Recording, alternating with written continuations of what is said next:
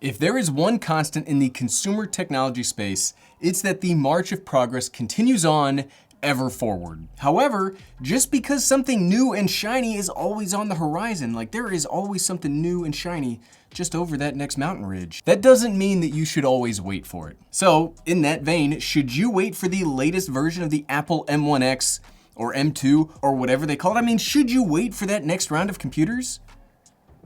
No, not really. Gary, why is that? Let's find out. I still have nothing to slam down. This is the MacBook Air. This gets top billing today. And while we're finding out, I'd like to thank today's sponsor, Squarespace. What's up, everyone? I'm the Everyday Dad, and if I can figure it out, you can figure it out. Wait, did I do that? I normally do it right-handed, right? But I did it left-handed. It's weird. It's weird when you just get in the habit of things. Welcome to the second part of my series answering on if you should actually wait for the next round of Apple computers to come out if you are currently looking to buy your very first, or maybe you're looking to upgrade your computer. I like breaking these up into two videos because one, it's a neat experiment for me to see if people react more to the positive or the negative side of a YouTube video, and two, it's easier to organize my thoughts if each video has one clear, thesis statement that it's strictly limited to. Last time we made the strong and supported argument that with these new rumors, the next set of Apple computers in 2021, they are probably going to be pretty impressive advancements in the portable computing scene, and you might just want to wait around for them. Well, today you may notice this new hat. This is my contrarian hat, and we're going to make that same argument, but backwards and reversed. You gotta stop thinking these things up on the fly, Gary. That doesn't make any sense at all. Okay, the very first reason why you should not wait for the M1X line of computers, your work or creative enterprises, those things that pay the bills or you get enjoyment out of, those aren't gonna wait.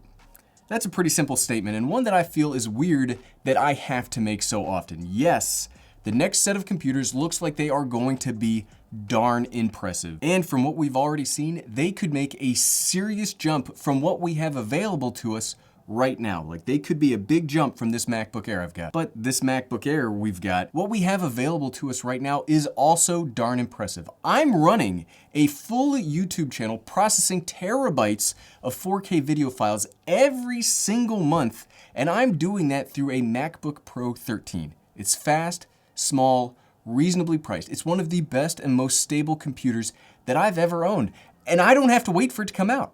I could go out today.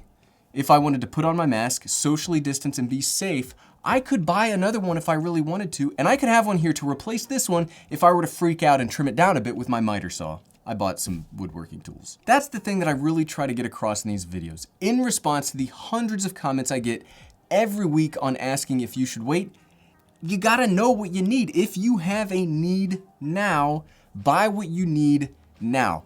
The new line of computers might not be out for a very long time, and the current M1 computers are phenomenal, and they actually work, and you could physically get one. Why wait? What could that future computer give you that is a deal maker or a deal breaker? And that's not a rhetorical question. You actually have to answer that for yourself before you make a purchase, or you aren't actually purchasing because you need to, you are buying because you want to.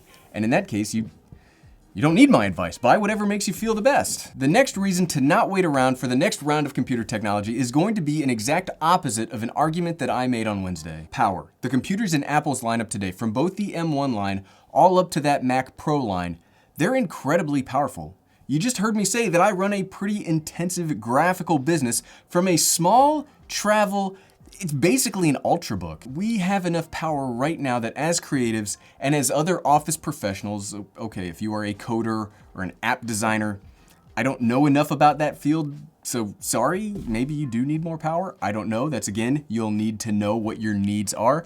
But for the rest of the world, the current lineup of computers, either the M1 or heck, you won't hear me say this very often, but I'll go so far as to say that even the Intel-based options, they're still plenty powerful. I have zero issues working with some of the toughest, nastiest video codecs on the planet. It's called high-efficiency H.265 files to be exact.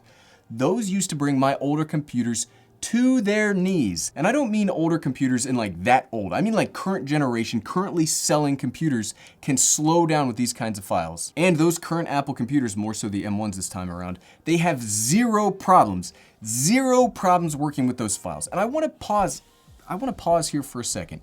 These entry-level computers can handle files and processes that mainline computers cannot. The only thing, okay, if there was one thing that I would say that the M1 computers as of today don't do as well as I'd like is in AAA gaming. For that, I still do need to use my desktop PC. Personally, I don't game all that often, and if you don't do it at all, I don't think there's a more powerful computer system you are going to find today.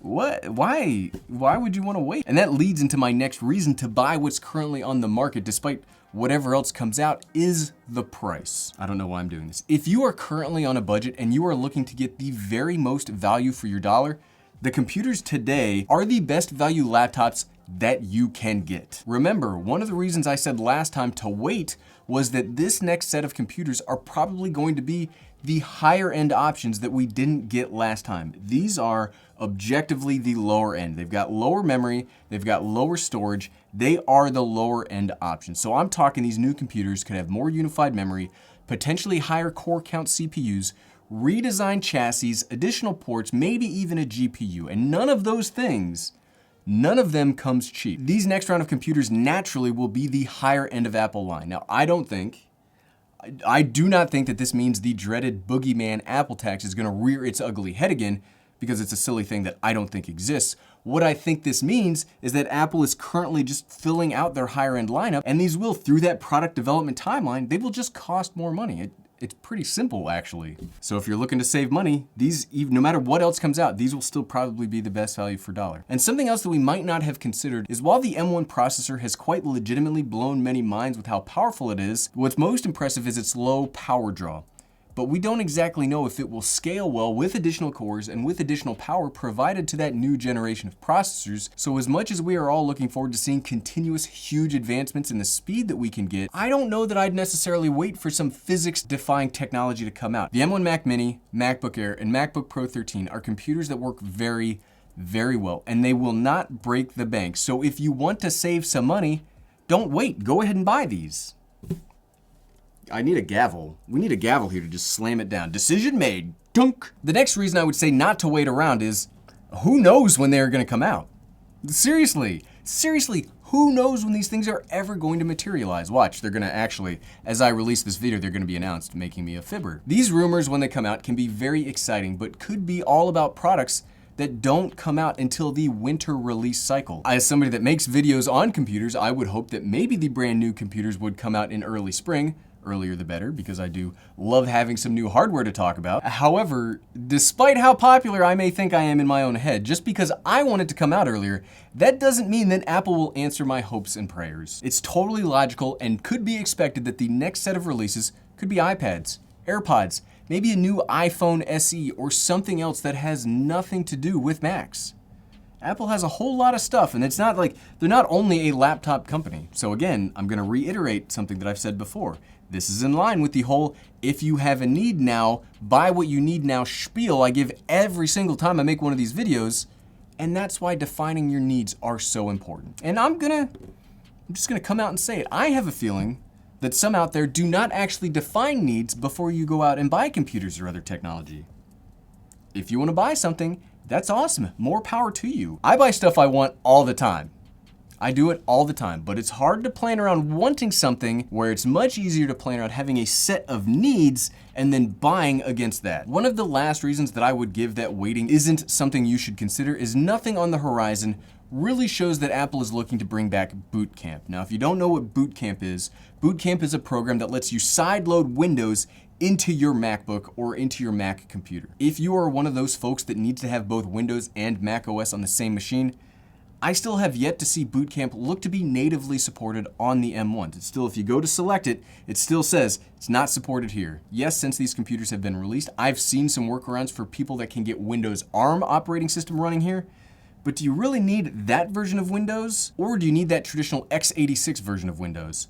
I assume most people that need Windows need that version, not the ARM version. Intel Macs, they're gonna be around for a while because they will be the only thing that you can buy that can easily and be supported by Apple Way to get the dual use nature of the two computers. And the last reason I would give saying that you should not wait and you should jump on what we've got today reliability. I put this at the end because I do think this is less of an important reason. I do think that Apple's gotten pretty good with the M1 processor and the Big Sur operating system. I think the two combine very well.